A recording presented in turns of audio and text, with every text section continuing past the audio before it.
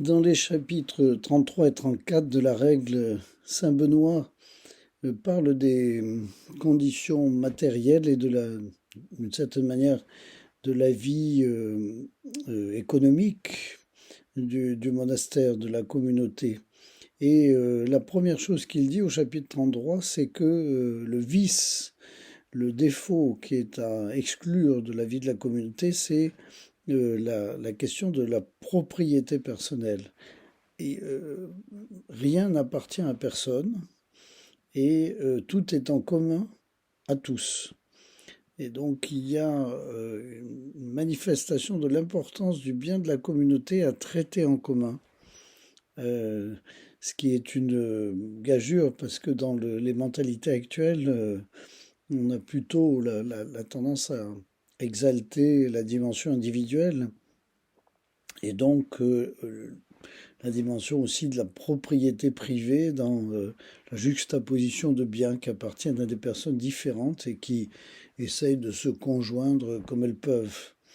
Mais le traitement du bien commun à travers les choses matérielles est une dimension très importante de la vie communautaire. Et cela demande un changement de mentalité, une espèce d'acceptation de dépossession pour mieux jouir en quelque sorte de tout ce que l'on possède et de ce que l'on possède ensemble, ce qui permet d'ailleurs de vivre des projets qui sont parfois plus faciles à monter que lorsqu'on est seul.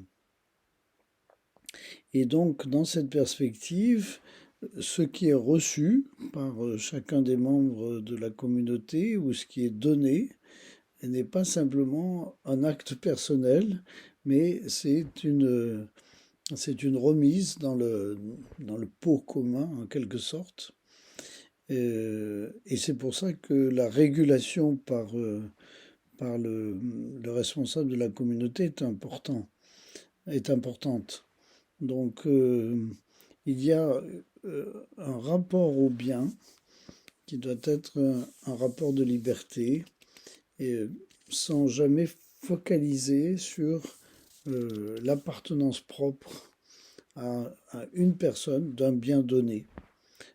Tout est commun à tous. Et c'est l'idéal de la première communauté des Actes des Apôtres, sur laquelle Saint Benoît va revenir dans le chapitre suivant.